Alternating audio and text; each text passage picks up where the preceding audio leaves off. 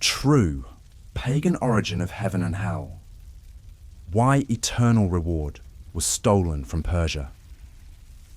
The most powerful lie ever told wasn't whispered in the shadows of ancient temples or scrawled across forgotten papyrus. It was proclaimed from every pulpit, carved into cathedral walls, and burned into the collective consciousness of billions.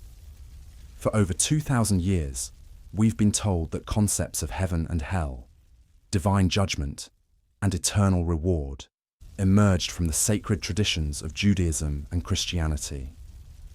But what if I told you that these foundational beliefs, the very bedrock of Western spirituality, were actually borrowed, adapted, and repackaged from a far older source? What if the paradise you've been promised and the damnation you've been warned about originated not in Jerusalem or Galilee, but in the windswept plateaus of ancient Persia?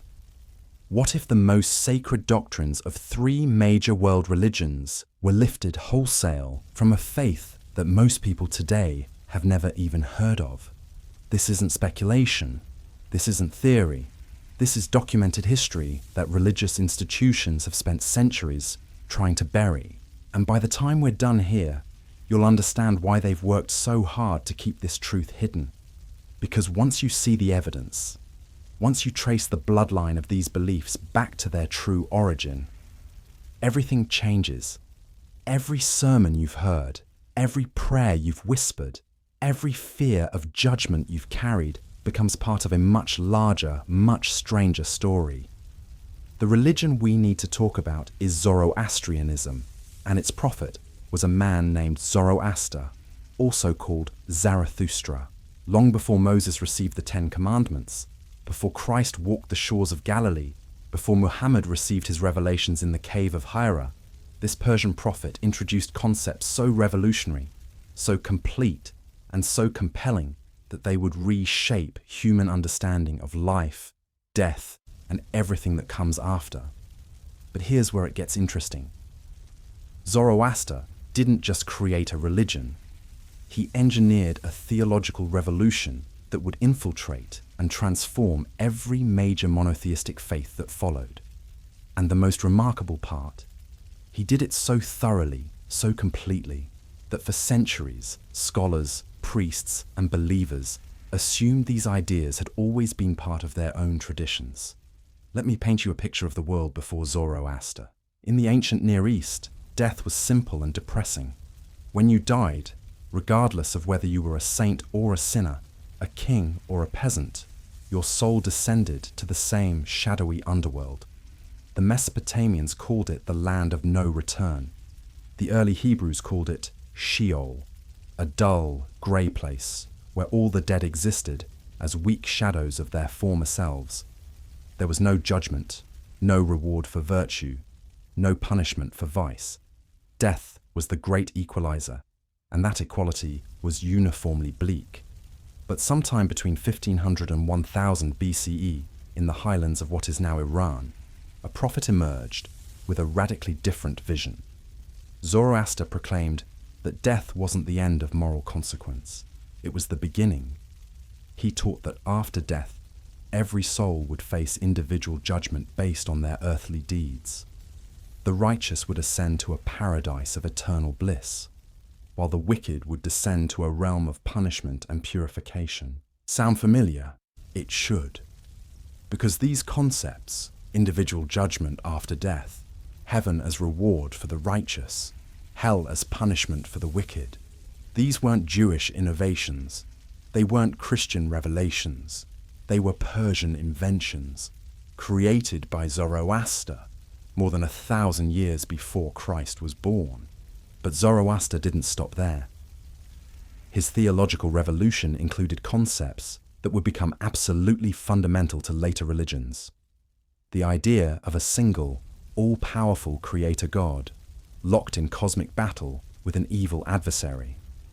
The notion of free will and moral choice determining eternal destiny. The promise of a future resurrection of the dead and a final judgment that would end history itself.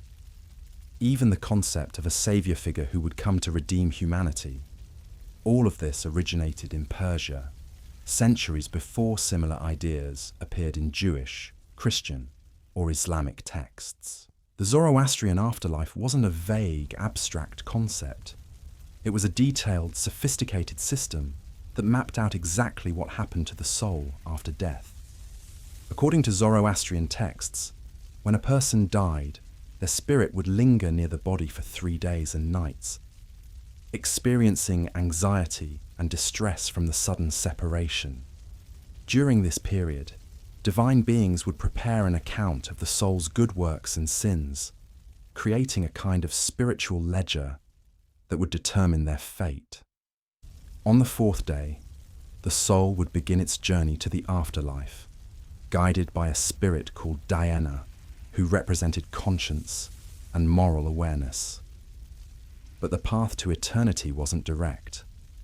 Every soul, without exception, had to cross the Chinvat Bridge, the Bridge of Judgment, a narrow span that separated the world of the living from the realm of the dead.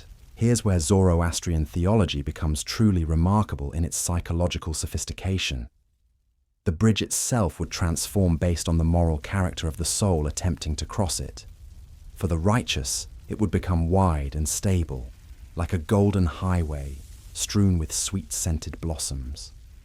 Their journey would be pleasant, guided by beautiful angelic beings who would escort them to paradise. But for the wicked, the bridge would narrow to the thickness of a razor's edge. The path would become thorny, foul-smelling, and agonizing to traverse.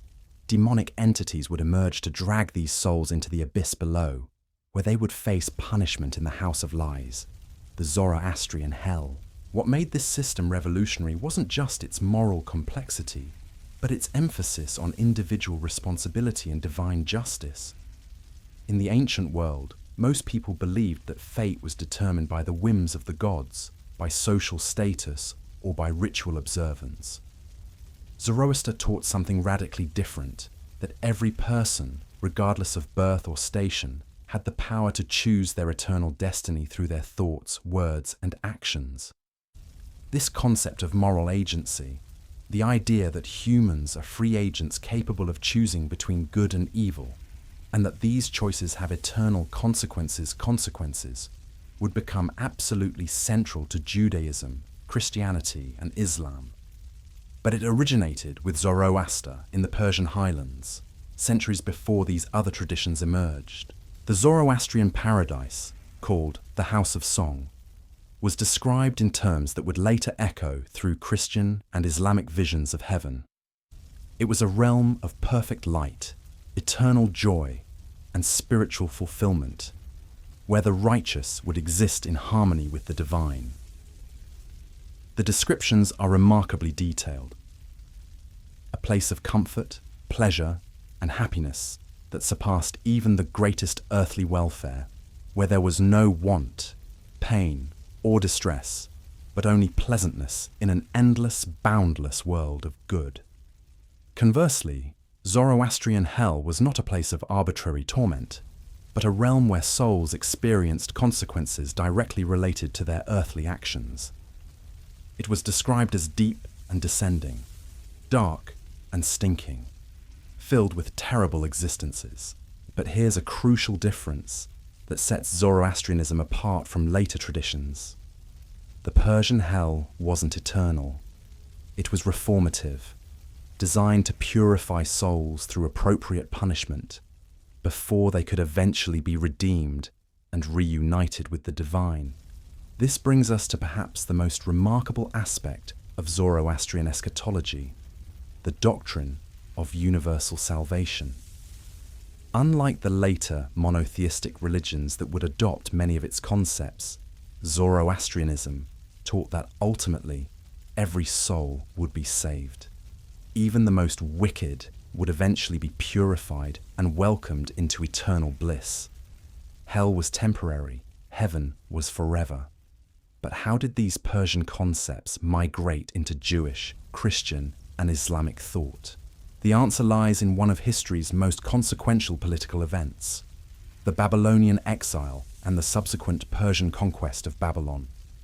In 586 BCE, The Babylonian Empire destroyed Jerusalem and carried the Jewish elite into captivity. For nearly 50 years, the Jewish people lived in exile, their temple destroyed, their homeland occupied, their future uncertain. Then, in 539 BCE, everything changed. Cyrus the Great of Persia conquered Babylon and issued an unprecedented decree. All captive peoples could return to their homelands and rebuild their temples. For the Jews, this was nothing short of miraculous, but the Persian generosity came with consequences that would reshape Judaism forever. During their exile and the subsequent period of Persian rule, Jewish thinkers were exposed to Zoroastrian ideas on a massive scale. Persian officials, priests, and settlers brought their religious concepts into direct contact with Jewish theology. The result was a theological revolution that would transform Judaism from a relatively simple, tribal religion into something far more complex and universal. The evidence for this transformation is striking. Before the Babylonian exile, Jewish texts contain almost no references to individual judgment after death, heaven and hell, or resurrection of the dead. The Hebrew Bible's earliest texts describe death in terms remarkably similar to other ancient Near Eastern traditions. All the dead descend to Sheol, a shadowy underworld where they exist as weak spirits, regardless of their earthly behavior. But after the exile, during the Second Temple period, Jewish literature suddenly explodes with detailed descriptions of afterlife judgment, heavenly rewards, hellish punishments, and resurrection at the end of time. These concepts appear so abruptly and fully formed that scholars have long recognized they must have been borrowed from an outside source. And that source was Zoroastrianism. The linguistic evidence is particularly compelling. One of the Hebrew words for paradise, pardes, is a direct borrowing from the Persian paradisa, meaning enclosed garden. This isn't speculation, it's documented etymology. The very word Jews and Christians use to describe heaven comes from Persian, but the borrowing went far beyond vocabulary. The entire conceptual framework of the afterlife that would become central to Judaism, Christianity, and Islam, individual judgment, moral consequences extending beyond death, resurrection of the body, final cosmic battle between good and evil, and the ultimate triumph of righteousness. All of these ideas can be traced directly to Zoroastrian sources that predate their appearance in Jewish texts by centuries. This wasn't a gradual process of influence or a subtle theological evolution. It was a wholesale adoption of foreign religious concepts that fundamentally transformed Jewish understanding of death, judgment, and eternal destiny. And once these Persian ideas were integrated into Judaism, they would spread through Christianity and Islam to shape the religious consciousness of billions of people worldwide. The implications of this are staggering.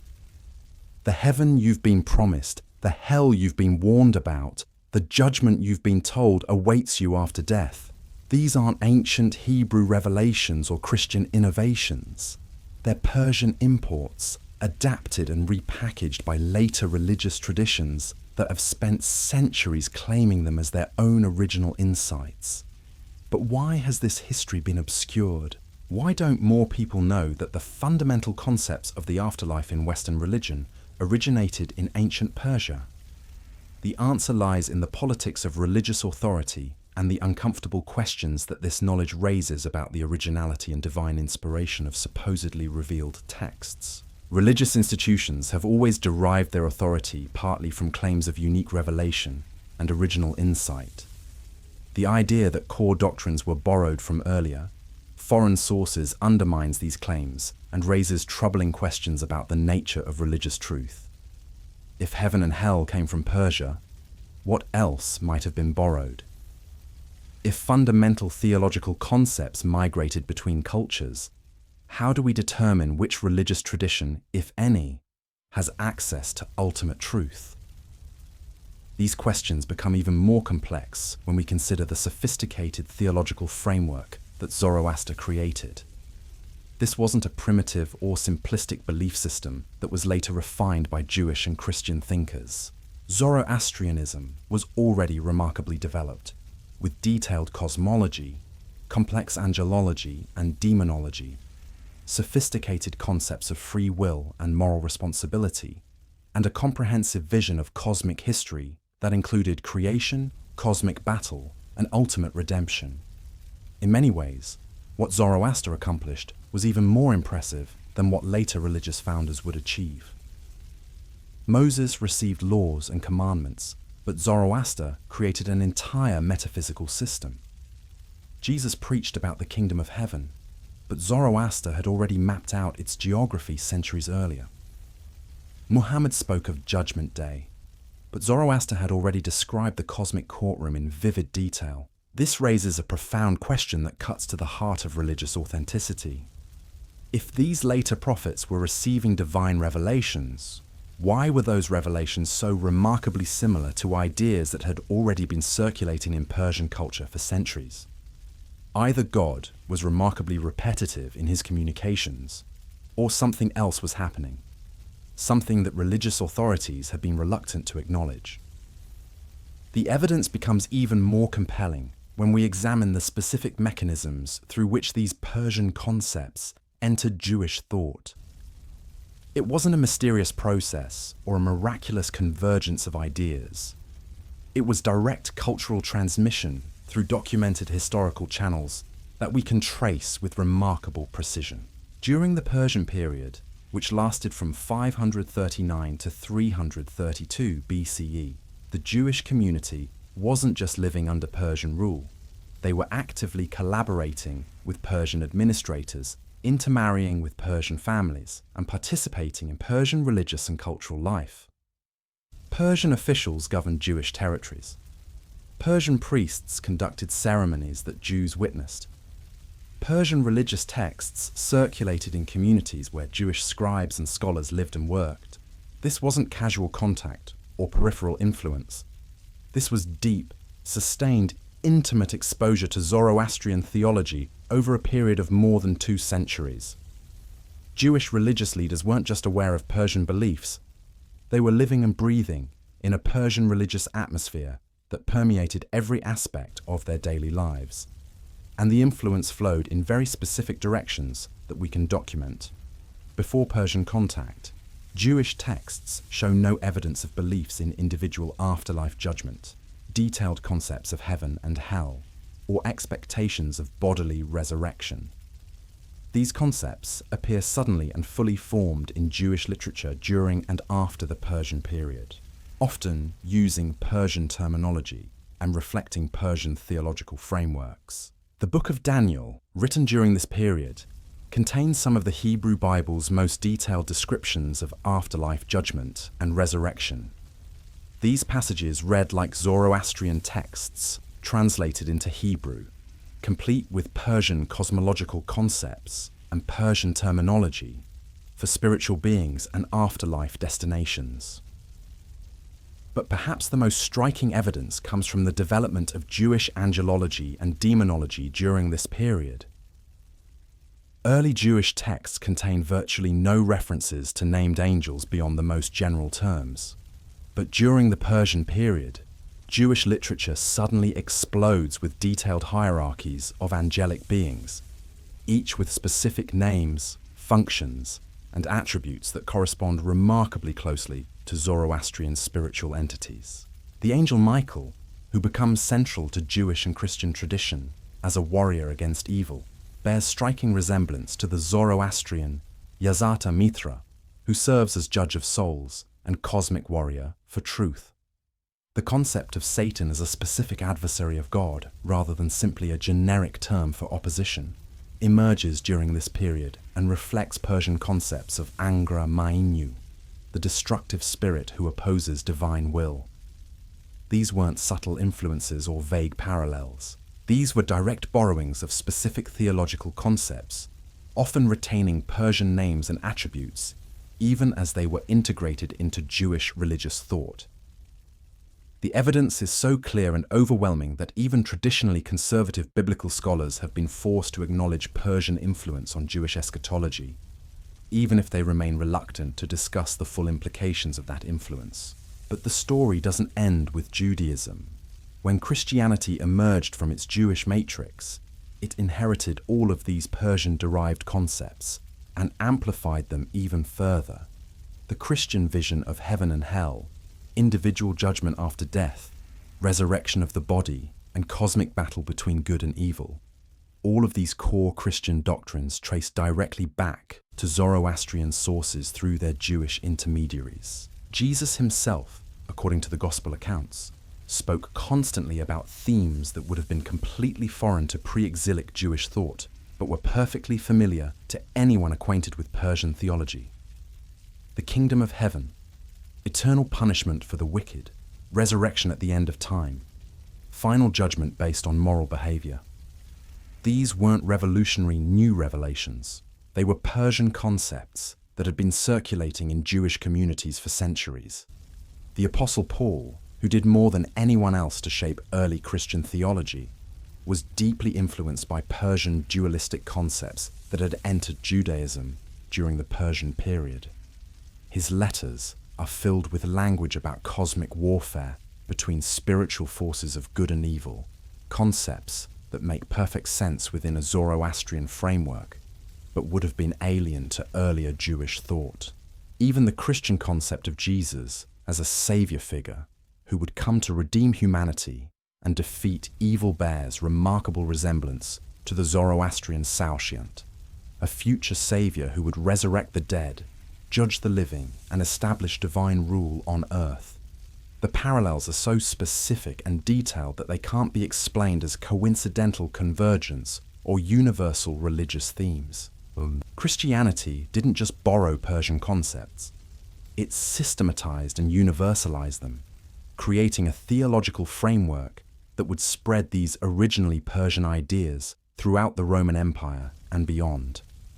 What had begun as Zoroastrian innovations in ancient Persia became the foundation of Christian belief throughout Europe, Africa, and eventually the entire world. The process continued when Islam emerged in the 7th century CE. Muhammad and the early Muslim community were exposed to both Jewish and Christian interpretations of Persian-derived concepts, and they incorporated many of these ideas into Islamic theology. The Quranic descriptions of paradise and hell, individual judgment after death, resurrection at the end of time, and cosmic battle between truth and falsehood all reflect this same Persian theological heritage filtered through Jewish and Christian sources. The Islamic paradise, with its detailed descriptions of gardens, flowing rivers, and eternal bliss for the righteous, bears unmistakable resemblance to Zoroastrian descriptions of the House of Song. The Islamic hell, with its multiple levels of punishment corresponding to different degrees of wickedness, reflects Persian concepts of graduated judgment and moral consequences. Even the Islamic concept of the bridge over hell that souls must cross, the Sirat, is directly parallel to the Zoroastrian Chinvat Bridge. What we're looking at here isn't just influence or inspiration. This is wholesale theological appropriation on a scale that's almost unprecedented in religious history. 3 major world religions, Judaism, Christianity, and Islam, built their most fundamental doctrines about life, death, and eternity on foundations that were laid by a Persian prophet, more than 1,000 years before any of them existed as distinct religious traditions. The implications go far beyond academic interest in religious history. This knowledge fundamentally challenges the way we understand religious authority, divine revelation, and the nature of spiritual truth itself. If the core beliefs about afterlife judgment that have shaped Western civilization for 2 millennia originated not with Hebrew prophets or Christian apostles or Islamic revelation, but with a Persian religious innovator whose name most people don't even recognize, what does that tell us about the claims these traditions make for their own uniqueness and divine authorization? Religious institutions have spent enormous effort constructing narratives of original revelation, unique divine inspiration, and exclusive access to spiritual truth. The discovery that their most fundamental doctrines were borrowed from earlier sources doesn't necessarily invalidate those claims, but it certainly complicates them in ways that make religious authorities profoundly uncomfortable. This discomfort helps explain why the Persian origins of heaven and hell remain relatively unknown despite being well documented in scholarly literature. It's not that the evidence is hidden or suppressed. It's readily available to anyone who looks for it. But religious communities have little incentive to publicize information that raises uncomfortable questions about the originality of their core beliefs. The result is a kind of collective amnesia about one of the most important religious developments in human history. Zoroaster's theological innovations shaped the spiritual consciousness of billions of people, yet most of those people have never heard his name. The concepts he developed became so thoroughly integrated into later religious traditions that they're now considered fundamental to those traditions, rather than being recognized as Persian contributions to human religious thought.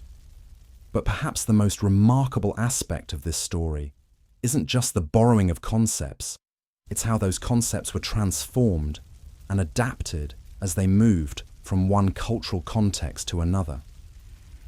The Zoroastrian vision of temporary hell and universal salvation became, in Christian hands, a doctrine of eternal damnation for the unrepentant. The Persian emphasis on individual moral choice became, in some Islamic interpretations, a more complex theology of divine predestination and human responsibility. Each religious tradition took the Persian raw materials and crafted them into something that served their particular theological and cultural needs. But the foundation remained the same. The basic architecture of afterlife judgment, moral consequences extending beyond death, and cosmic battle between good and evil that Zoroaster had constructed in ancient Persia. Understanding this history doesn't diminish the power or meaning of these concepts. If anything, it makes them more remarkable by showing how compelling and universal these ideas prove to be. Zoroaster's vision of moral accountability, divine justice, and ultimate redemption spoke to something so fundamental in human nature that it transcended cultural and linguistic barriers to become the spiritual foundation for half of humanity. But it does force us to reconsider our assumptions about religious originality and divine revelation. The next time you hear a sermon about heaven and hell, the next time you read about Judgment Day, the next time you contemplate what might await you after death, remember that these concepts have a history, and that history begins not in Jerusalem or Bethlehem or Mecca, but in the ancient highlands of Persia, with a prophet whose revolutionary vision of divine justice and eternal consequence changed the world forever. The question we're left with isn't whether these concepts are true or false, meaningful or empty. The question is whether we're brave enough to acknowledge where they really came from and what that acknowledgement might mean for how we understand the nature of religious truth itself. The story becomes even more extraordinary when we examine the specific mechanisms through which Persian theological concepts not only influenced later religions, but actually replaced their original beliefs entirely. This wasn't gradual evolution or subtle theological development. This was systematic replacement of one religious worldview with another, so complete that the original beliefs were almost entirely erased from memory. Consider what Jewish thought looked like before Persian contact. The earliest Hebrew texts describe a radically different understanding of death and the afterlife. In the book of Genesis, when the patriarchs die, they are simply gathered to their people. There's no mention of judgment, no description of different destinations for the righteous and wicked, no concept of eternal reward or punishment. Death is described as a return to dust, nothing more. The book of Job, one of the oldest texts in the Hebrew Bible, contains perhaps the clearest expression of pre-Persian Jewish beliefs about death. Job declares that humans lie down and do not rise again, and that the dead will not awake or be roused from their sleep. This isn't poetic metaphor, it's a literal description of death as permanent, final, and uniform for all people, regardless of their moral character. Even more telling, is the way early Hebrew texts describe Sheol, the destination of all the dead. It's not a place of punishment for the wicked or reward for the righteous. It's simply where everyone goes when they die. The Hebrew word itself suggests nothing more than a pit or grave. There's no moral dimension, no divine judgment, no differentiation based on earthly behavior. But watch what happens to Jewish thought after sustained contact with Persian theology. Suddenly, texts begin appearing that describe elaborate systems of afterlife judgment, detailed visions of paradise and hell, and complex theological frameworks for understanding moral consequences beyond death. The Book of Daniel, written during the height of Persian influence, reads like a completely different religion from the earlier Hebrew texts. The transformation is so dramatic that scholars have identified what they call the Persian period revolution in Jewish thought. Within the span of just a few centuries, Judaism went from having virtually no developed afterlife theology to possessing one of the most sophisticated eschatological systems in the ancient world. And every major element of this new system can be traced directly to Persian sources. This wasn't borrowing or adaptation. This was wholesale theological replacement. The old Hebrew understanding of death as final and uniform was abandoned in favor of Persian concepts of individual judgment and eternal consequences. The ancient Israelite acceptance of death as natural conclusion was replaced with Persian visions of cosmic battle and ultimate victory over mortality itself. The evidence for this transformation goes beyond textual analysis. Archaeological discoveries have revealed the extent to which Persian religious symbols, artistic motifs, and architectural elements were integrated into Jewish religious sites during this period. Persian fire altars appear in Jewish contexts. Persian religious imagery decorates Jewish artifacts. Persian theological terminology enters Hebrew religious vocabulary. What we're looking at is cultural and religious transformation on a scale that's almost unprecedented in recorded history. An entire people's understanding of life, death, and divine justice was fundamentally altered through contact with a foreign religious system. And the alterations were so thorough, so complete, that within a few generations, the new beliefs were considered ancient Jewish traditions rather than recent Persian imports. The psychological mechanisms behind this transformation are fascinating to consider. When the Jewish elite were carried into Babylonian exile, they faced a profound theological crisis. Their temple had been destroyed, their land occupied, their covenant with God apparently broken. The traditional Hebrew understanding of divine justice, that the righteous prosper and the wicked suffer in this life, had been shattered by historical events that seemed to prove the opposite. Into this crisis of faith came Persian theology with its sophisticated answers to questions that Jewish thought couldn't address. Why do the righteous suffer while the wicked prosper? Because true justice occurs after death, when souls face individual judgment based on their moral choices. Why does evil seem to triumph over good? Because this world is a battlefield where cosmic forces of light and darkness struggle for supremacy, but ultimate victory is assured for those who choose righteousness. These weren't just theological concepts. They were psychological salvation for a traumatized people trying to make sense of their suffering. Persian theology provided meaning, hope, and moral framework that traditional Hebrew thought simply couldn't offer. No wonder it was embraced so completely and so quickly. But the transformation went beyond crisis response. Persian theology was simply more sophisticated, more complete, and more emotionally satisfying than the religious concepts it replaced. The Persian vision of cosmic purpose, individual significance, and ultimate justice appealed to something fundamental in human psychology that earlier Hebrew thought had left unaddressed. Consider the psychological difference between the two systems. Traditional Hebrew thought told people that their moral choices mattered in this life, but that death was the same for everyone, regardless of how they lived. Persian theology told people that every moral choice had eternal significance, that individual lives mattered on a cosmic scale, and that ultimate justice was not only possible, but inevitable. From a purely human perspective, which system would be more appealing? Which would provide more motivation for moral behavior? Which would offer more comfort in the face of suffering and injustice?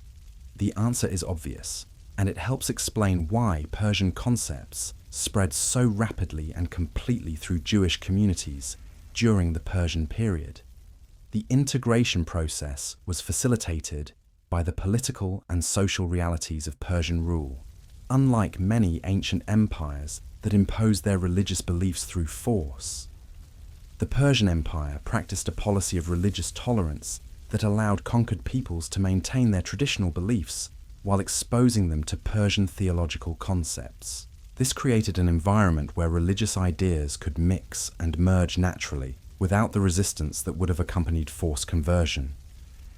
Persian administrators worked alongside Jewish leaders. Persian priests conducted ceremonies that Jewish communities witnessed. Persian religious festivals were celebrated in cities where Jewish populations lived. This wasn't superficial contact. It was deep, sustained, intimate exposure to Persian religious thought over multiple generations. The result was a kind of theological synthesis that preserved Jewish identity and traditional practices while fundamentally altering Jewish understanding of cosmic purpose and individual destiny. Jews continued to see themselves as God's chosen people, but they now understood their chosenness within a Persian framework of cosmic battle between good and evil.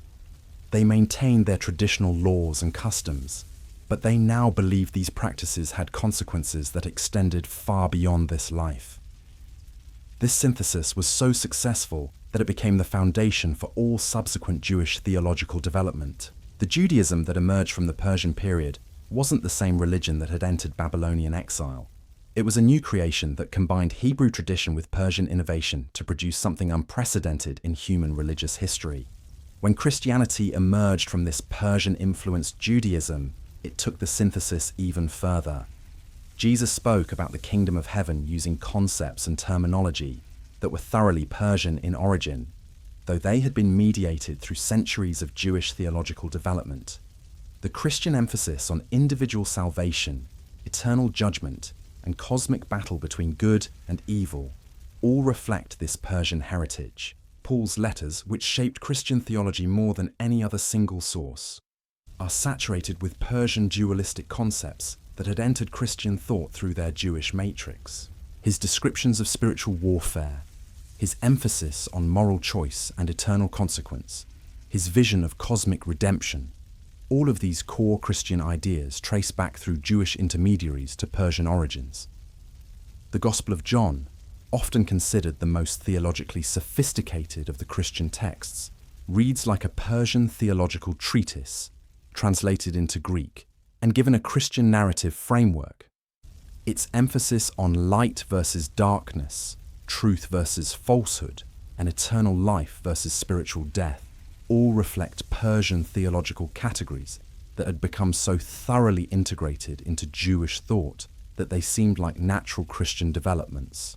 Even the Christian doctrine of the Trinity, while developed much later than the Gospel period, reflects Persian theological concepts about the relationship between divine unity and spiritual multiplicity. The Persian understanding of Ahura Mazda as ultimate divine reality, expressing itself through various spiritual entities, provided a conceptual framework that made Christian Trinitarian theology possible. This Persian influence continued to shape Christian thought throughout its formative centuries. The early Christian debates about the nature of evil, the relationship between divine sovereignty and human free will, and the ultimate destiny of creation all took place within intellectual frameworks that had been established by Persian theology centuries earlier. The Church Fathers who developed classical Christian doctrine were working with theological raw materials that were fundamentally Persian in origin, even though they had been processed through Jewish and early Christian sources. Augustine's understanding of divine justice, Jerome's vision of afterlife judgment, John Chrysostom's concept of moral accountability, All of these foundational Christian ideas reflect Persian theological DNA that had been transmitted through generations of religious development. The influence became so pervasive that it's difficult to identify any major Christian doctrine about the afterlife, divine judgment, or cosmic purpose that doesn't reflect Persian theological concepts. The Christian heaven, with its emphasis on eternal bliss for the righteous, is recognizably descended from the Zoroastrian house of song. The Christian hell, with its eternal punishment for the unrepentant, reflects Persian concepts of moral consequence, though Christianity made the punishment permanent in ways that Zoroastrianism had not. The Christian emphasis on individual moral choice and personal responsibility for salvation directly reflects Persian theological innovations that had been unknown in earlier religious systems. The Christian expectation of bodily resurrection and final judgment represents Persian concepts that had been integrated so thoroughly into Jewish thought that they seemed like natural Christian developments rather than foreign imports. Even Christian angelology and demonology, which became increasingly elaborate during the medieval period, developed along lines that had been established by Persian theology. The Christian hierarchy of angelic beings, with specific names, functions, and attributes, mirrors Zoroastrian spiritual hierarchies in ways that can't be explained as coincidental convergence. The process continued when Islam emerged in the 7th century. Muhammad and the early Muslim community inherited Persian theological concepts through both Jewish and Christian channels, creating an Islamic synthesis that preserved and transmitted Persian innovations to new cultural contexts. The Quranic descriptions of paradise, with their detailed imagery of gardens, flowing rivers, and eternal pleasure for the righteous, reflect Persian theological concepts that had been transmitted through Jewish and Christian sources. The Islamic emphasis on individual judgment after death, with souls crossing a bridge over hell before reaching their eternal destination, represents a direct continuation of Persian theological innovation. Islamic angelology and demonology, with their elaborate hierarchies of spiritual beings and detailed descriptions of cosmic warfare between good and evil, continue Persian theological traditions that had been developing for over a millennium by the time Islam emerged. Even Islamic concepts of divine unity and spiritual multiplicity reflect Persian theological frameworks that had shaped Jewish and Christian thought for centuries. The result is that the three major monotheistic religions of the world all share a common Persian theological heritage that most of their adherents don't even recognize.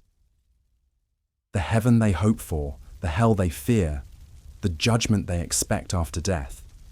All of these concepts originated not with their own prophets and scriptures, but with a Persian religious innovator whose theological vision proved so compelling that it conquered the spiritual imagination of a half of humanity. This raises profound questions about the nature of religious truth and the mechanisms of divine revelation.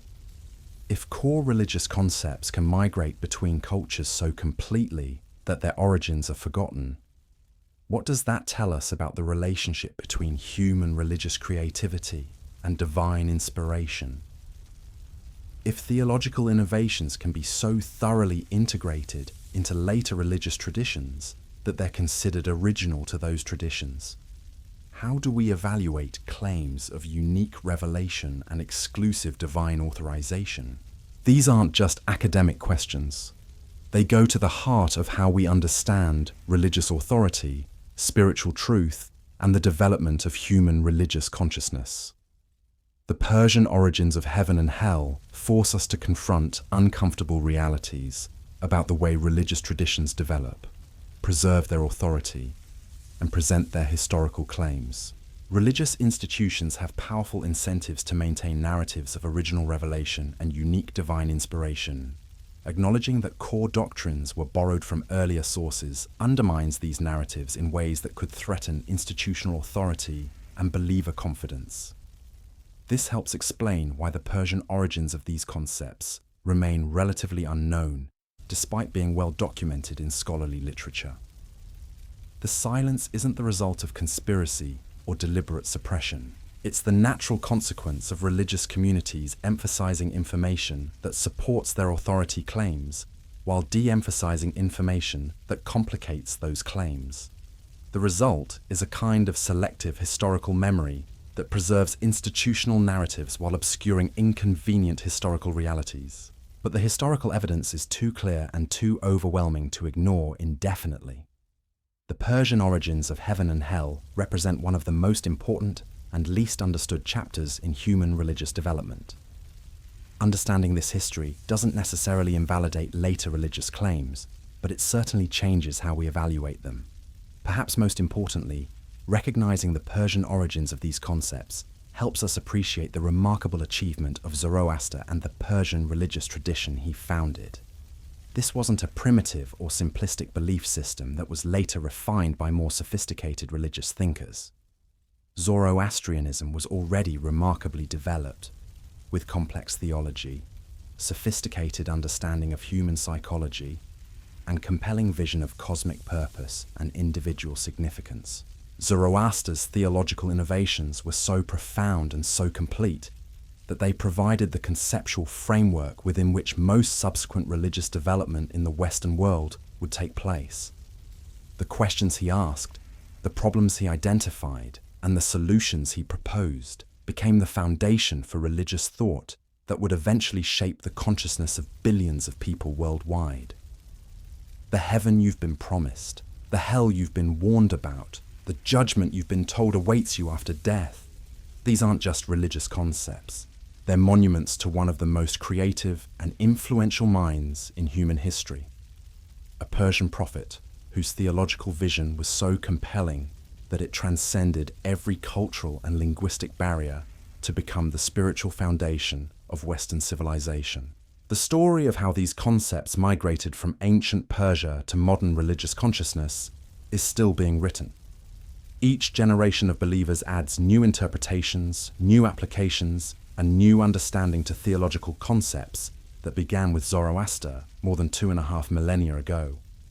But the foundation remains the same: the basic architecture of divine justice, individual moral responsibility, and ultimate cosmic purpose that was first articulated by a Persian prophet whose name most people don't even recognize. Understanding this history doesn't diminish the power or meaning of these concepts. If anything, it makes them more remarkable by showing how universal and compelling they prove to be. But it does force us to reconsider our assumptions about religious originality, divine revelation, and the nature of spiritual truth itself. The Persian origins of heaven and hell represent more than just an interesting footnote in religious history. They represent a fundamental challenge to how we understand the development of human religious consciousness and the relationship between cultural innovation and spiritual truth. Whether we're ready to accept that challenge remains to be seen. But there's another dimension to this story that makes it even more extraordinary and more unsettling for those who prefer simple narratives about religious truth. Because while Persian concepts were being absorbed into Judaism, Christianity, and Islam, something else was happening to Zoroastrianism itself. The religion that had given birth to these revolutionary ideas was slowly disappearing from history, its contributions forgotten, its innovations claimed by others. This wasn't accidental. It was the result of political forces, religious persecution, and what can only be described as systematic theological appropriation on an unprecedented scale. The Persian Empire that had been so tolerant of other religions, so generous in allowing conquered peoples to maintain their beliefs, found itself conquered in turn. And the conquerors weren't nearly so tolerant. When Alexander the Great swept through Persia in 334 BCE, he didn't just defeat Persian armies, he systematically destroyed Persian religious institutions. Zoroastrian fire temples were razed, sacred texts were burned, priests were killed or scattered. The Greek historian Plutarch records that Alexander ordered the destruction of Persian religious manuscripts, claiming they contained dangerous magical knowledge that threatened Greek civilization. But Alexander's destruction was nothing compared to what came later. When Arab armies conquered Persia in the 7th century CE, Bringing Islam with them, they launched what amounted to a theological war against Zoroastrianism. Fire temples were converted to mosques. Zoroastrian priests were forced to convert or face death. Sacred texts that had preserved Persian religious knowledge for over a millennium were systematically destroyed. The irony is almost too bitter to contemplate. Islam, which had inherited its core concepts of heaven, hell, and divine judgment from Persian sources, was now destroying the very tradition that had given birth to these ideas. The religion that owed its theological foundation to Zoroastrian innovation was systematically eradicating Zoroastrianism from the lands where it had originated. By the 10th century CE, Zoroastrianism had been reduced from the state religion of one of history's greatest empires to a tiny minority struggling for survival. Most Zoroastrians fled to India, where they became known as Parsis, literally meaning Persians, and maintained their traditions in exile. Those who remained in Persia faced constant persecution, forced conversion, and cultural extinction. The result was one of history's most successful cases of religious erasure. Within a few centuries, the religion that had revolutionized human understanding of the afterlife had been almost completely eliminated from public consciousness. Its temples were gone, its priests silenced, its texts destroyed. The theological concepts it had created lived on, but divorced from their origins, claimed by other traditions as their own original revelations. This erasure wasn't just physical, it was intellectual and cultural. As Persian religious texts disappeared, so did knowledge of Persian theological innovations. Later religious scholars working within Jewish, Christian, and Islamic traditions had no access to Zoroastrian sources that might have revealed the true origins of their own beliefs. They naturally assumed that concepts like heaven and hell had originated within their own religious traditions, because they had no way of knowing otherwise. The few Zoroastrian texts that survived were either hidden away in Parsi communities in India or existed in languages that most Western scholars couldn't read. It wasn't until the 19th century, when European Orientalists began studying Persian religious texts systematically, that the true scope of Zoroastrian influence on later religions became apparent. Even then, the implications were slow to be recognized. Early scholars who identified Persian influences on Jewish and Christian thought were often dismissed or marginalized by religious institutions that had no interest in acknowledging foreign sources for their core doctrines. The evidence was there, but the will to examine it honestly was lacking. The breakthrough came gradually, as more Persian texts were translated and studied, as archaeological evidence accumulated, and as scholars developed more sophisticated methods for tracing religious influences across cultures and time periods. By the 20th century, the Persian origins of heaven and hell were well established in academic circles, even if they remained largely unknown to the general public. But even academic recognition came with limitations. Scholars could document the influences, trace the connections, and demonstrate the borrowings, but they were often reluctant to draw the full implications of their discoveries. Saying that Jewish, Christian, and Islamic concepts of the afterlife showed Persian influence was one thing. Saying that these concepts were fundamentally Persian innovations that had been appropriated by later religions was quite another. The difference matters enormously. Influence suggests partial borrowing, gradual adaptation, creative synthesis. Appropriation suggests wholesale adoption, systematic replacement, intellectual theft. The evidence supports the stronger interpretation, but the stronger interpretation raises uncomfortable questions about religious authenticity that many scholars preferred to avoid. Meanwhile, the theological concepts that had originated with Zoroaster continued to evolve within the traditions that had adopted them. Christianity developed increasingly elaborate visions of heaven and hell, complete with detailed geographic descriptions and complex systems of rewards and punishments. Medieval Christian writers like Dante created literary masterpieces that presented Persian theological concepts as Christian revelations. further cementing the perception that these ideas had always been part of Christian tradition. Islamic scholars developed equally sophisticated eschatological systems, with detailed descriptions of paradise and hell that reflected Persian theological frameworks while being presented as purely Islamic innovations. The Quran's descriptions of afterlife judgment, with souls crossing bridges over hell before reaching their eternal destinations, were understood as divine revelations rather than continuations of Persian theological traditions.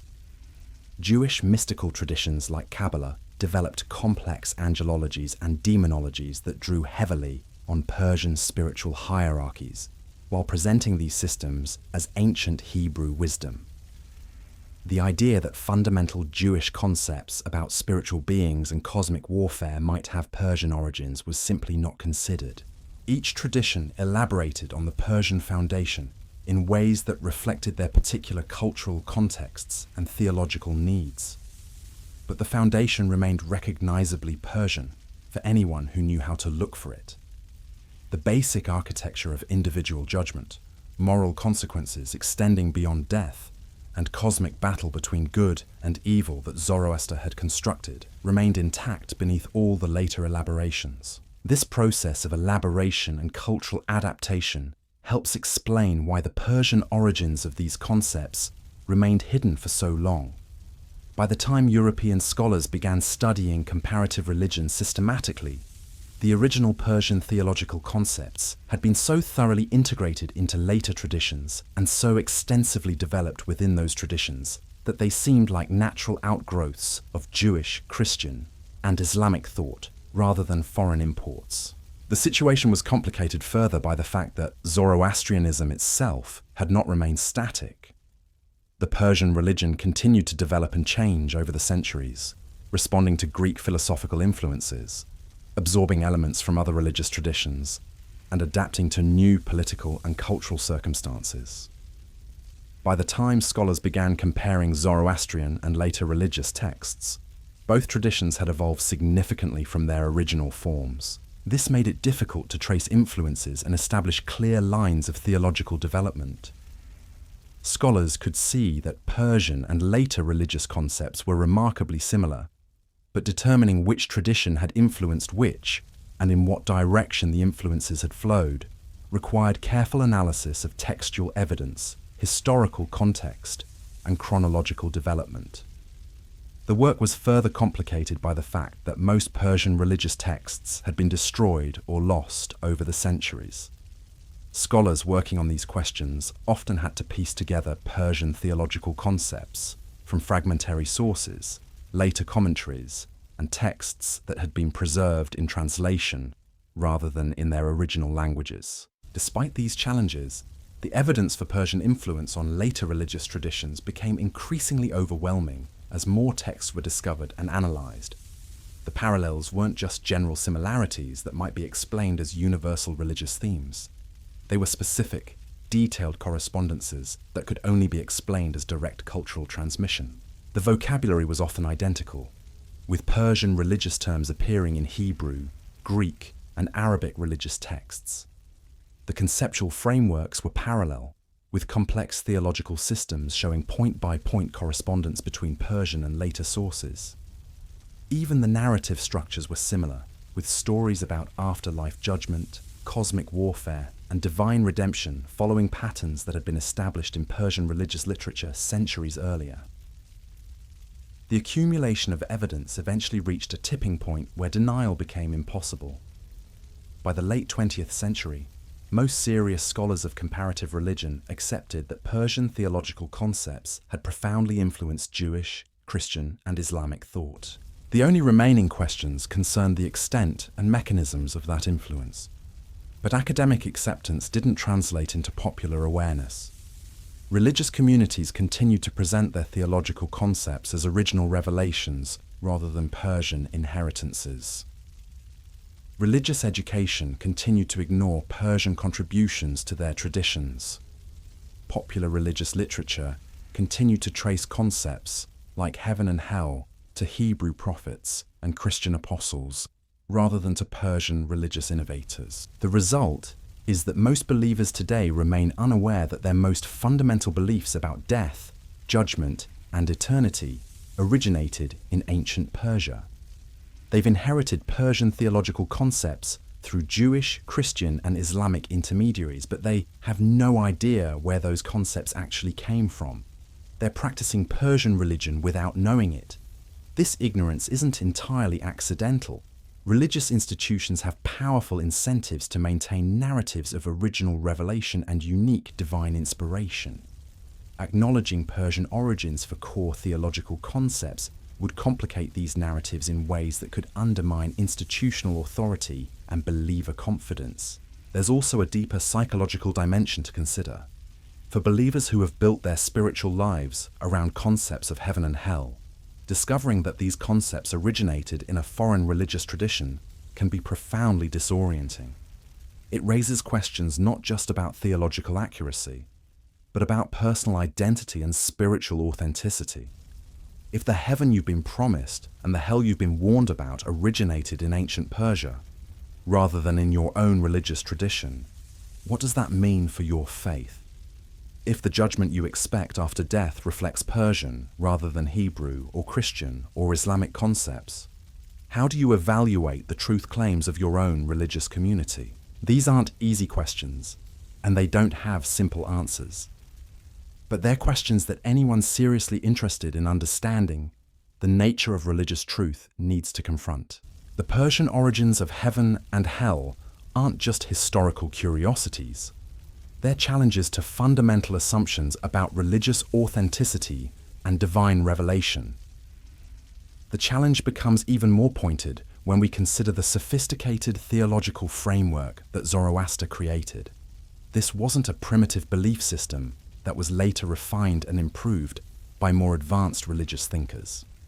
In many ways, Zoroastrian theology was more sophisticated, more psychologically astute, and more morally compelling than the religious systems that borrowed from it. Zoroaster's emphasis on individual moral responsibility, his vision of cosmic purpose and meaning, his promise of ultimate justice and universal redemption, these weren't just theological concepts.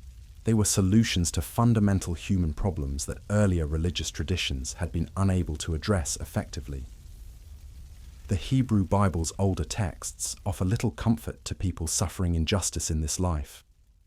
If the righteous and wicked both descend to the same shadowy Sheol after death, what motivation is there for moral behavior? If there's no compensation for earthly suffering, no ultimate accountability for earthly evil, what hope can religion offer to those who need it most? Zoroaster provided answers to these questions that were both emotionally satisfying and intellectually coherent. His vision of individual judgment after death gave cosmic significance to every moral choice. His promise of heaven for the righteous offered hope to those who suffered unjustly in this life. His guarantee of hell for the wicked provided assurance that evil would ultimately be held accountable. These weren't just theological innovations. They were psychological and social innovations that addressed fundamental human needs that earlier religious systems had left unmet. The reason Persian concepts spread so rapidly and completely through later religious traditions wasn't just historical accident or cultural influence. It was because these concepts provided better answers to universal human questions than the religious ideas they replaced. This raises uncomfortable questions about the nature of religious progress and development. If Persian theological concepts were superior to the ideas they replaced, what does that tell us about the relationship between religious innovation and divine revelation? If human creativity could produce theological insights that were more compelling and more effective than supposedly revealed truths, how do we evaluate claims of divine inspiration? The questions become even more complex when we consider the moral dimensions of theological appropriation. If Jewish, Christian, and Islamic traditions built their core doctrines on Persian foundations, while systematically erasing knowledge of those foundations, is that simple cultural evolution or something more problematic?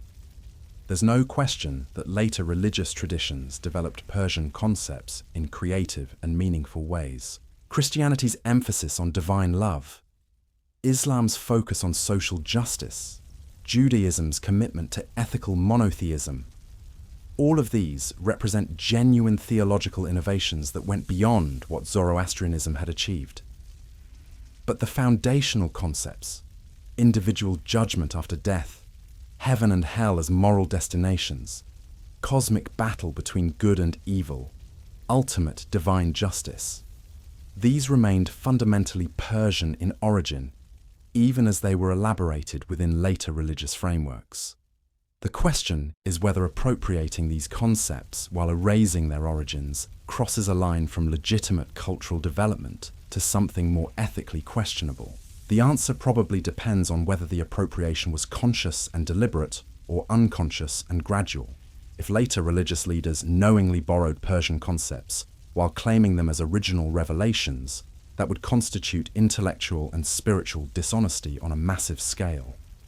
But if the borrowing occurred gradually, through natural cultural processes that obscured the original sources, it might be more accurately described as historical evolution rather than deliberate deception. The evidence suggests that the process was largely unconscious and gradual, at least in its early stages. Jewish communities during the Persian period probably didn't set out to replace their traditional beliefs with Persian concepts. The integration likely occurred naturally as Persian theological ideas proved more compelling and more useful than the concepts they gradually displaced. But later, religious authorities who had access to historical knowledge about these influences bear more responsibility for the continued erasure of Persian contributions. Medieval Christian scholars who could have acknowledged Persian influences chose not to do so. Islamic historians who were aware of pre-Islamic Persian religion chose to minimize its contributions to Islamic theology. Jewish scholars who knew about Persian period influences chose to emphasize continuity with earlier Hebrew traditions, rather than acknowledging theological transformation. The pattern suggests a systematic preference for narratives of original revelation over historical accuracy. This preference is understandable from an institutional perspective. Religious authority depends partly on claims of unique divine inspiration, but it comes at the cost of historical honesty and intellectual integrity. The cost isn't just academic. When religious communities present their theological concepts as original revelations while erasing their actual historical origins, they deprive their members of opportunities to understand the true development of religious thought. They also perpetuate ignorance about the contributions of other religious traditions to human spiritual development. Perhaps to appreciate most importantly, they miss opportunities, the genuine achievements of religious innovators like Zoroaster, whose theological insights were so profound and compelling that they shaped the spiritual consciousness of half of humanity. The Persian prophet who revolutionized human understanding of death, judgment, and divine justice deserves recognition for his contributions to human religious thought, not continued obscurity, while others claim credit for his innovations. Understanding the true origins of heaven and hell doesn't diminish the spiritual significance of these concepts. If anything, it enhances their significance by showing how universal and compelling they prove to be. Theological ideas that could transcend cultural boundaries, survive religious persecution, and continue to provide meaning and hope across millennia are clearly tapping into something fundamental about human nature and spiritual need. But understanding also brings responsibility. Once we know where these concepts really came from, we can no longer pretend they originated within our own religious traditions. We can no longer claim exclusive ownership of theological insights that were actually borrowed from earlier sources. We can no longer present Persian innovations as our own original revelations. What we can do is acknowledge our debt to the Persian religious tradition that gave birth to concepts we continue to find meaningful and compelling. We can recognize Zoroaster as one of history's most influential religious thinkers, whose theological innovations continue to shape spiritual life worldwide. we can appreciate the remarkable achievement of a religious tradition that solved fundamental human problems in ways that proved so effective they became the foundation for subsequent religious development. Most importantly, we can use this knowledge to develop more honest and more humble approaches to religious truth. Understanding that our most cherished beliefs have complex historical origins, that they developed through cultural interaction and intellectual borrowing, that they represent human attempts to grapple with universal spiritual questions. This understanding doesn't diminish religious faith, but it does complicate simple claims about exclusive revelation and unique divine inspiration. The Persian origins of heaven and hell force us to confront the reality that religious truth is messier, more complex, and more human than institutional narratives typically acknowledge. But that messiness and complexity don't make religious concepts less meaningful. They make them more remarkable by showing how human creativity and spiritual insight can transcend cultural boundaries to address universal human needs. The heaven you hope for and the hell you fear may have originated in ancient Persia, but they belong now to all of humanity. They represent one of our species' most successful attempts to create meaning, purpose, and moral framework in the face of life's fundamental uncertainties. Understanding their true origins doesn't diminish their power. It reveals the remarkable achievement of the Persian prophet, whose vision continues to shape human spiritual consciousness 25 centuries after he first proclaimed it to a world that was ready to listen. The story takes an even darker turn when we examine what happened to the surviving Zoroastrian communities that managed to preserve these original teachings. Because while their theological innovations were conquering the world under different names, the people who had created them were facing systematic erasure from history itself.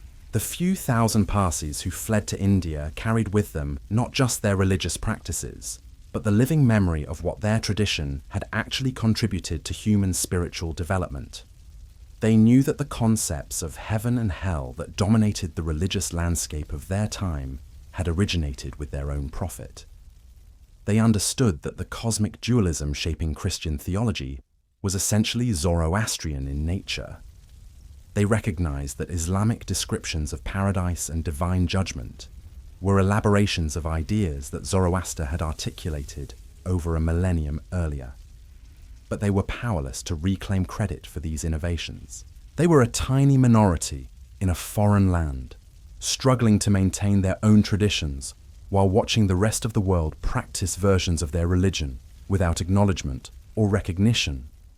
The theological concepts that had made their ancestors the spiritual teachers of the ancient world now belonged to other communities who had no idea where these ideas had actually originated. This historical irony becomes even more poignant when we consider the specific ways that Persian concepts were transformed as they moved into other religious contexts. In many cases, the borrowing traditions actually diminished or distorted the original Persian insights, creating theological problems that Zoroaster had already solved centuries earlier. Consider the question of evil and divine justice. Zoroastrian theology had developed a sophisticated understanding of how a benevolent, all-powerful deity could permit the existence of evil in the world. Zoroaster taught that Ahura Mazda had created two opposing spirits, one choosing good, the other choosing evil, through an act of divine will that respected the principle of free choice. Evil existed not because God was limited or malevolent, but because the very possibility of genuine goodness required the existence of genuine choice between good and evil. This theological framework provided a coherent answer to what philosophers call the problem of theodicy, how to reconcile divine goodness with the existence of evil. But when this framework was adopted by later monotheistic traditions, the sophistication was often lost. Christianity struggled for centuries with questions about why God permits evil, developing complex doctrines about original sin and divine mystery that were far less elegant than the Persian solution. Islam faced similar challenges, leading to theological debates about predestination and free will that might have been avoided if Islamic scholars had maintained access to the original Persian framework. Judaism developed elaborate rabbinic discussions about divine justice and human suffering that often circled around problems that Zoroastrian theology had already addressed. The irony is that all three traditions had inherited the Persian solution to these problems, but they had inherited it in fragmentary form, without understanding the complete theological system from which these concepts had emerged. They were trying to solve puzzles using pieces from a picture they couldn't see in its entirety. This pattern repeated itself across multiple theological domains. The question of individual versus collective salvation, the relationship between this world and the next, the nature of divine judgment and mercy. In all these areas, Zoroastrian theology had developed sophisticated positions that were partially borrowed but never fully understood by later traditions. The result was centuries of theological debate and development that often amounted to reinventing wheels that Persian religious thinkers had already perfected. Christian councils arguing about the nature of divine justice, Islamic scholars debating the mechanics of afterlife judgment, Jewish rabbis discussing the relationship between earthly behavior and eternal consequence. All of these discussions were taking place within intellectual frameworks that had been established by Persian theology, but the participants didn't know it. The intellectual waste is staggering to contemplate. Brilliant religious thinkers spent lifetimes grappling with problems that had already been solved, developing solutions that were often inferior to approaches that had been available for centuries in Persian religious texts that had been destroyed, lost, or simply ignored.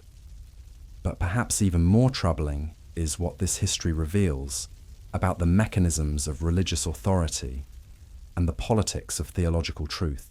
The systematic erasure of Persian contributions to human religious thought wasn't just an accident of history.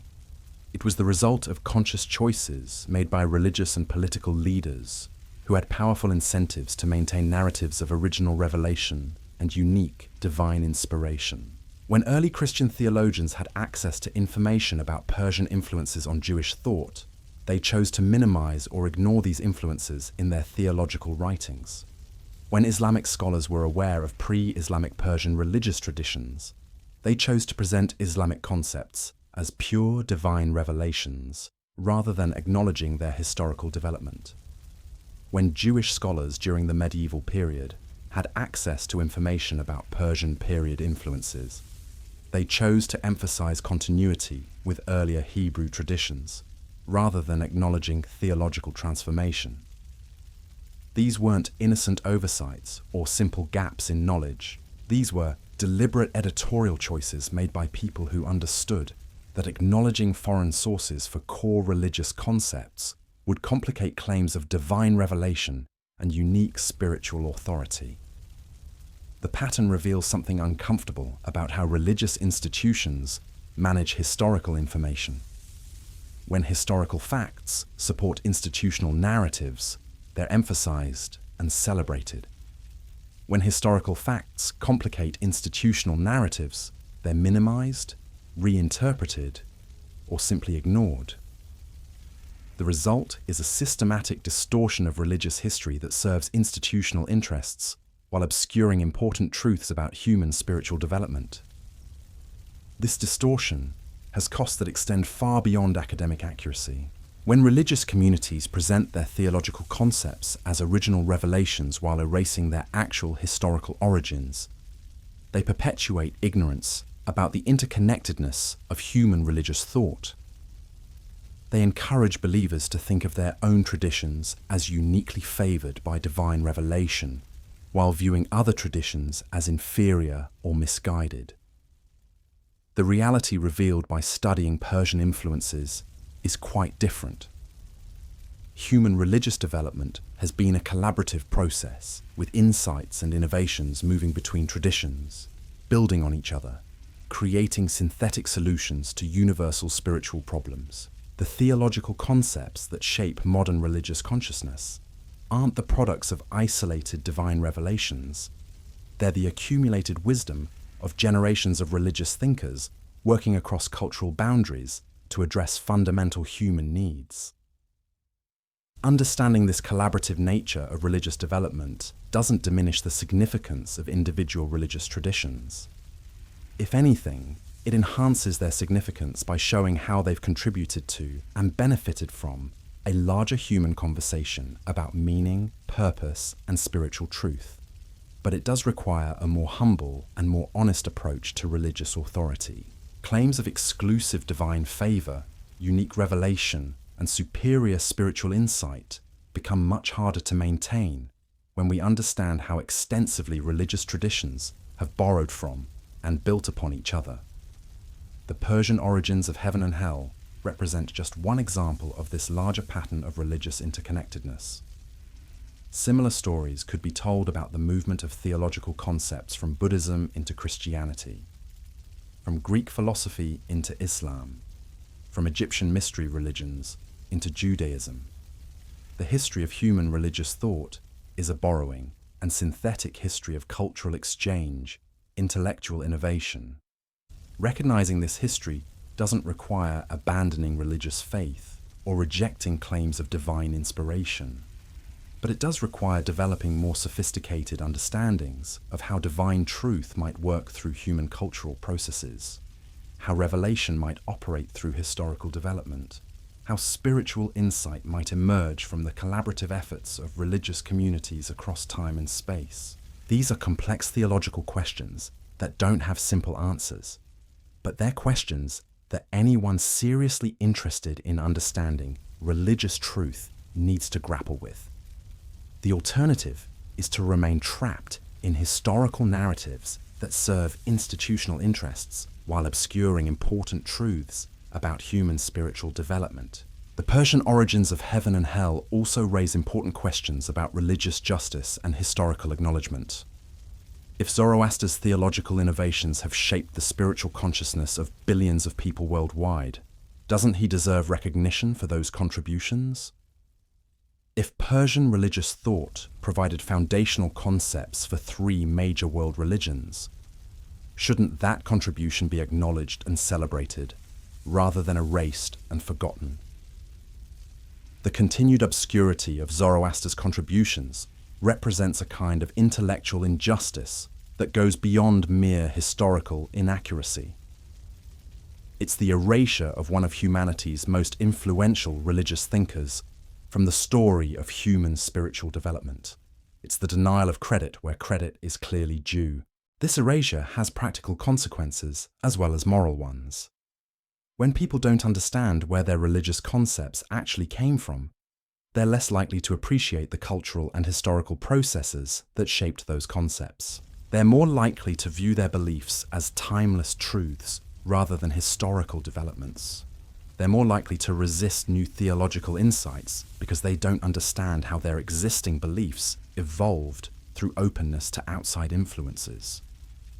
Understanding the Persian origins of heaven and hell could actually strengthen rather than weaken religious faith by providing believers with a richer, more complex, more historically grounded understanding of their own traditions. Instead of viewing their beliefs as isolated revelations, they could understand them as part of a larger human conversation about ultimate questions that has been going on for millennia. They could appreciate the remarkable achievement of Zoroaster in developing theological concepts so profound and compelling that they transcended every cultural boundary to become the foundation of subsequent religious thought. They could understand their own religious traditions as participants in this larger conversation, rather than as isolated recipients of unique divine favor. Most importantly, they could develop more appreciation for the contributions of other religious traditions to human spiritual development. Understanding that Christianity owes fundamental debts to Persian theology might make Christians more respectful of other religious traditions. Recognizing that Islamic concepts of paradise and divine judgment reflect Persian innovations might make Muslims more humble about claims of unique revelation. Acknowledging that Jewish afterlife beliefs were transformed through contact with Persian thought might make Jews more open to learning from other spiritual traditions. But achieving this kind of historical honesty and religious humility requires confronting powerful institutional interests that benefit from maintaining narratives of original revelation and unique divine inspiration. Religious authorities who have built their careers on claims of exclusive spiritual truth aren't likely to welcome historical information that complicates those claims. Believers who have invested their spiritual lives in concepts they believe were uniquely revealed to their own traditions might find it disturbing to learn that these concepts actually originated elsewhere. The psychological and social costs of historical honesty can be significant, even when the intellectual benefits are clear. This is why the Persian origins of heaven and hell remain relatively unknown despite being well documented in scholarly literature. It's not that the evidence is hidden or suppressed.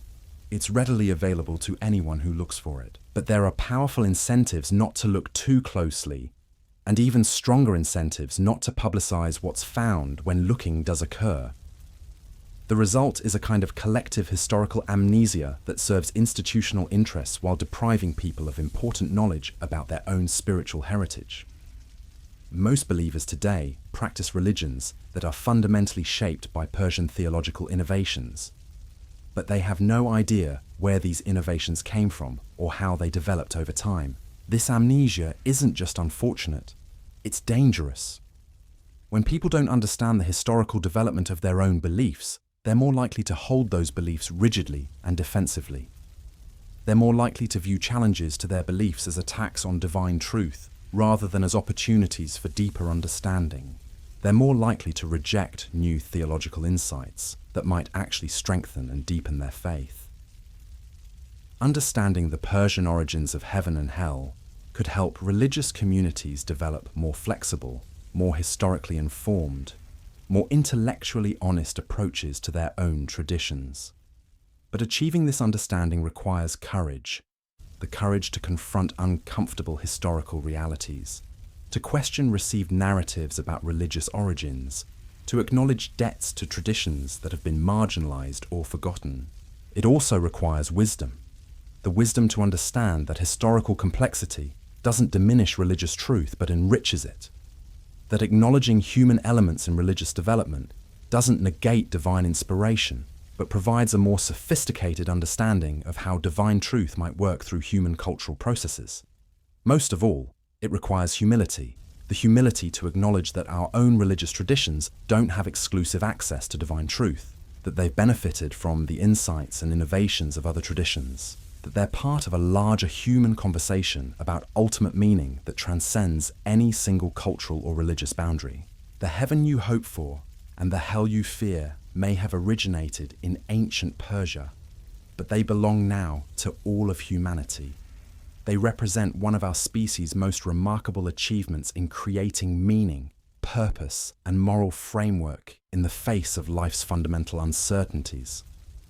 Understanding their true origins doesn't diminish their significance.